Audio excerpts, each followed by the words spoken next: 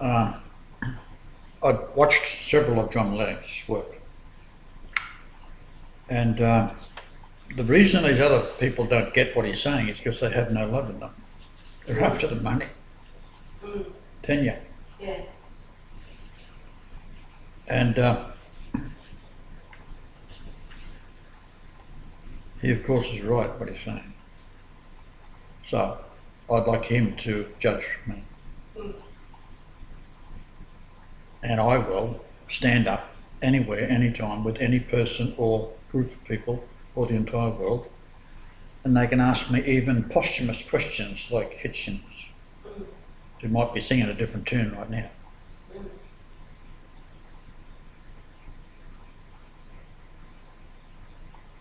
So, someday,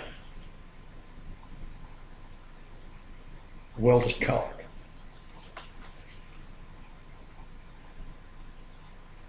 I feel the glow. Just the way you looked at her. Yes, you're lovely. With your smile, you're so warm and your cheeks so soft. Red as a beetroot. Why? Just the way you look tonight, because you're out cutting the grass in the heat. If you let the sun do it, it'll keep the grass down. It'll kill it. So with each word your tender works grow, tearing my fear apart, and that laugh that wrinkles your nose, it touches my foolish heart. Lovely, never ever change. Keep that breathless charm. Won't you please arrange it, because I love you. Just the way you look tonight. It's 8 M's there. Just the way you look tonight. And you're right up the top, the way you look tonight. And I've got music over here. So play as a turn, Sam.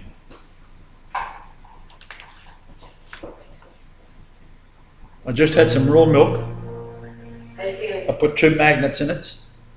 In the milk? Yeah. To the neodymiums, Yeah. which had been used in the electrolysis. It's got the green stuff on it. Yeah. Right. I put that in the raw milk Yes. because the milk's not dead. Right. Then I stirred it with a ferrous low intensity, but a 30 mil by 20 mil magnet, Yeah. and stirred it Uh-huh. right through the milk. Right. And I drank it and swallowed unfortunately I swallowed the magnet. So don't get too close to me, really. No, I took the magnet and I splashed around my mouth and then put it on the chair beside me. Who knows me better than that little magnet? So the challenge is on. I will debate the world. I'd love to talk to John Lennox. And I'd like him to ask the question, why won't no one debate me? He can go and ask all the academics. I did the same thing with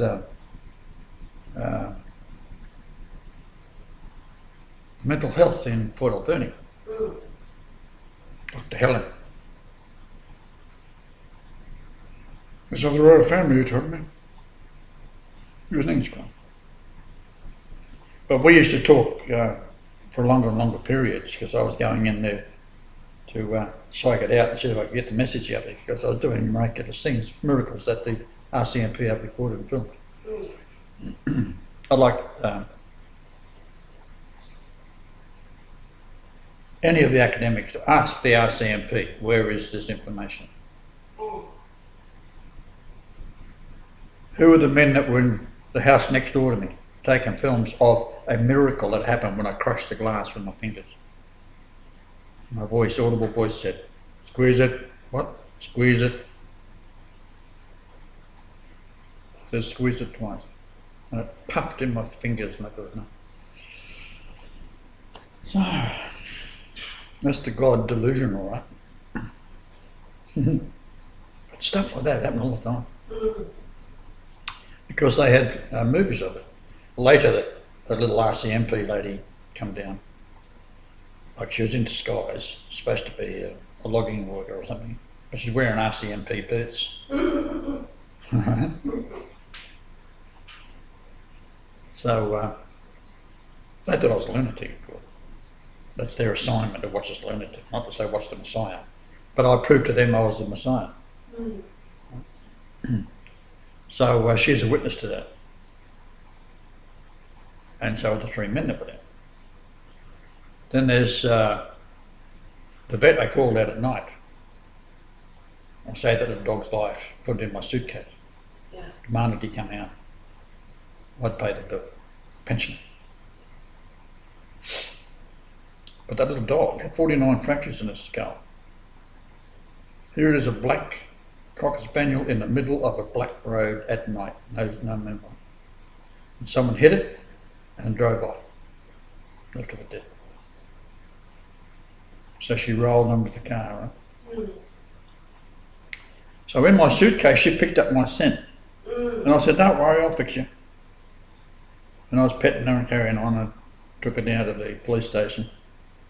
The vet come in, went round to the vet's place, and he went to work on her. Next morning, the second house I went to is where she was from. And they thought she's locked up out the back. She's got a black poodle, yeah, black Cocker Spaniel. Lady says. Goes, no, so you've been able to across the dog missing room. They're smart. She knew how to get out. So she climbed the fence. It's easy. And out the lake later on, when I was back in the house after the 2 months that Dr. So-and-so wanted to be there, who owned the house, I told him the whole story too, right? And he testified against me in a court hearing. Recommendation doctors, blah, blah, blah, inhabiting of his house. And I built this big, huge boat at that time. And the kids would, on the holidays, would come there in their little canoes and little pedal things on this beautiful lake, Sprout Lake, and they swarm all over this thing I was building, and it was spiral staircase and great wings stuck out on like a hummingbird, and people were flying over it with their planes, and it used to work on a 1/4 horsepower motor, right? I even had a big snag underneath it to stop it going fast, right? One day there was about, I suppose 7 or 8 men come around looking at it. And the RCMP spy, I already checked him out, and his son Adam had a 25 horsepower jet ski. So they're all standing there, and Adam, I said, bring this jet ski, and he put it up against the back of this thing. And it's 36 feet long, I think it was, 16 feet, 11 inches wide. Double story, big mast, all these sails and stuff all over it. And I said, gun it. And he gunned it, and they all fell over. It moved so easily because it's sitting on a bubble of water, a bubble of air. Beautiful thing. So there's all the movies of that. Someone's got them somewhere. At night, when the moon was out, had all this silver paper down the sides of it. And the moonlight would reflect a mirror image of this thing. And you could see the mirror image in the actual aluminium foil, the dull side out. Yeah. It was like a little hologram. The most beautiful thing you've ever seen.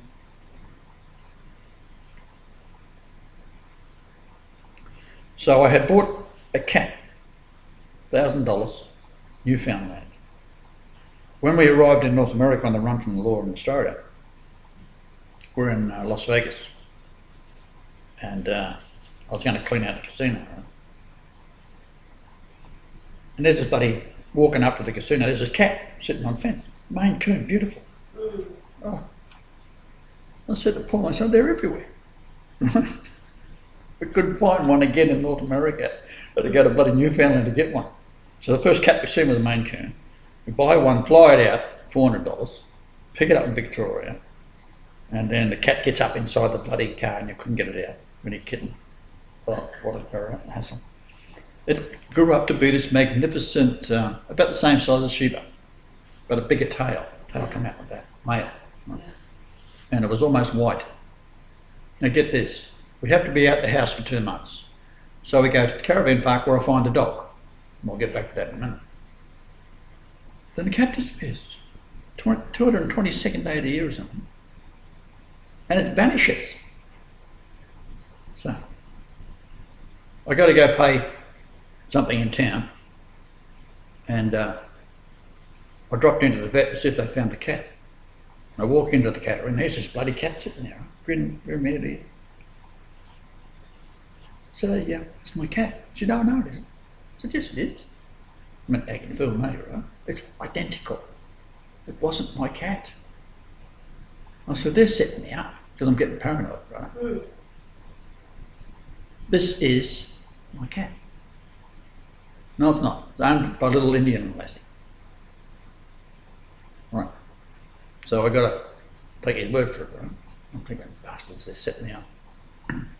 Next thing, while I'm building this boat out of the lake that the kids love, like a hummingbird, right? Sort of like all, like from the top, looked like the Holy Ghost, and there was a harp-shaped shield made of cedar. Everything was cedar, and a 2.86 1-inch long petrified tree that came up from the middle of the lake, like the Lady of the Lake story, right? So we got to put it all together. Am I going nuts, paranoid? Because it was lapsing under stress. Because I was completely stressed. All the law is against me, and all sorts of things are going wrong. By this time, Pauline had me arrested. I'm out the bloody lake, no cat. Next thing is, a little Indian girl shows up, paddles up from a couple of doors down, with a mate and a young girl. She asked me if she could store some furniture in the basement because she's got to get out of her apartment. I said, "Yeah, right." So we arrange a day, we go to pick her stuff up, and she got this cat. My cat. I said, "Right." So she brings it out and said, "Would you mind looking after the cat too?"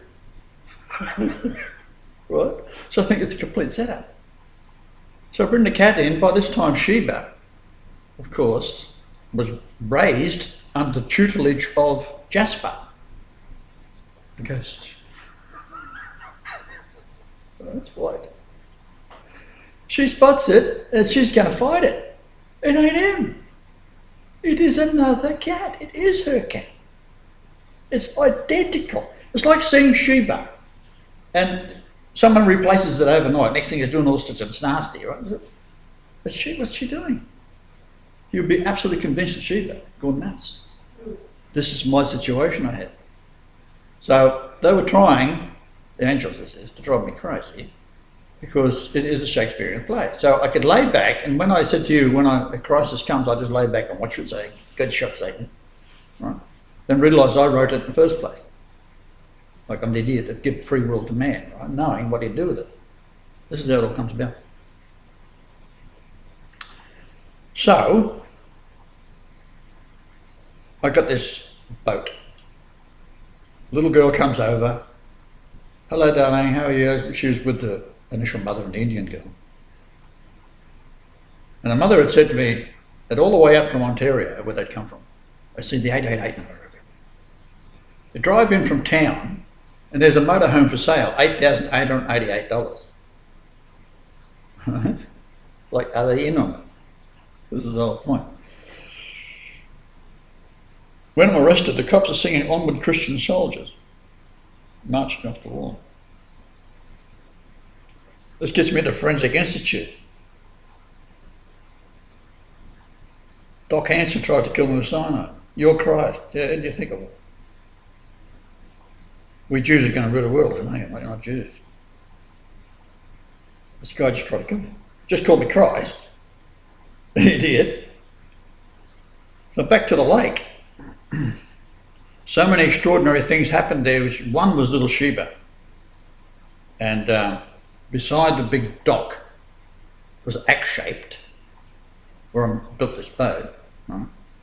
There's a 10-foot square or so little dock beside it, which you could use to put your little canoes against, right, or behind. And I was standing on it, and so was Sheba. And as I stepped off, her foot went under between the two, so I'd got the upward weight of my body weight, 222 pounds, straight up, and crushed her foot flat, like a piece of paper. And it's just hanging there like this, right? So I said, don't worry, I'll fix it. And I just grabbed it and I popped back. Now that's all filmed. Everything I did was filmed. I got the Book of Mormon open at Revelation, and I to the main spar that was come across the lake miraculously. And Kenny lifted it out like a forklift. The thing weighed about 1.5 tons. He just lifted it out. That's a fucking angel again. Right, little Kenny Wilson. And I nailed it through the Book of Revelation. 3:12. Big 4-inch nail. This is in the court report about me. So the little girl who'd come with the mother, seen all the 888s. I had asked her previously in front of the mother how old she was, and the mother said August the 8th, 1988. So I'm going to christen the spar of the tree straight down, and then all the roots stuck out. They're about that long, I suppose. And she comes over to visit, watch me work and carry on and tell jokes and that. And I said, we've got to christen the boat. We'll call it 888, something like that. Right. So I lifted her up and sat her on the thing. I was all right. All you got to do is tell me your date of birth. She couldn't remember August the 8th, 1988. I just told her 888. Well, she's a witness. She's an adult now, right? And I did that. So I challenged the world. I asked John Lennox to be my adjudicator, and I will debate the entire world or anyone, anywhere, anytime. And if I got the money, I'll pay for the flight myself. Everybody loves somebody. Should you clarify just exactly what level of intellect you're aiming at? Because remember, As long as it's world viewed, I don't care. Right? Because I'll do all the talking anyhow, right? Someone will ask me a question, that's it, I'll launch. I'll answer all the questions before they ask me. Ronnie Corbett and Ronnie Barker did that. It was hilarious, right? Answering the question before it was asked. Good show. And he'd give some hilarious answer, and then the question would be, because it's already supposed to be hidden, so he can read the question in his mind, answer it before the question is asked. And always the question asked, there's always something hilarious that he's already said. Yeah. All right then. It's all God's sin. Anything else?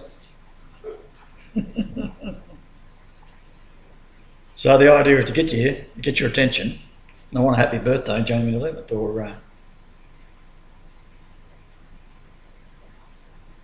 what? It ain't going to be a pretty sight. and I've got music over here. So play as a turn, Sam.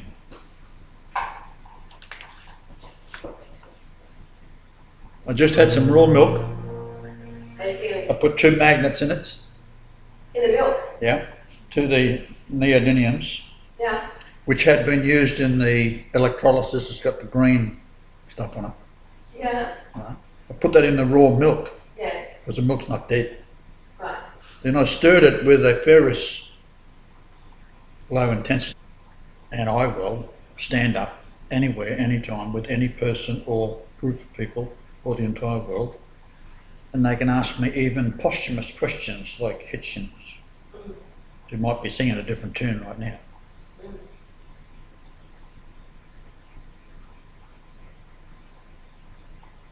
So, someday, The world is cold. We're apart. And that laugh that wrinkles your nose. It touches my foolish heart. Lovely, never ever change. Keep that breathless charm. Won't you please arrange it? Because I love you. Just the way you look tonight. It's 8 M's there. Just the way you look tonight. And you're right up the top, the way you look tonight. So, I'd watched several of John Lennon's work. And the reason these other people don't get what he's saying is because they have no love in them. They're after the money. Tenure. Yeah. And he of course is right what he's saying. So I'd like him to judge me. I feel the glow. Just the way you looked at her. Yes, you're lovely. With your smile, you're so warm and your cheeks so soft. Red as a beetroot. Why? Just the way you look tonight, because you're out cutting the grass in the heat. If you let the sun do it, it'll keep the grass down. It'll kill it. So with each word your tender works grow, tearing my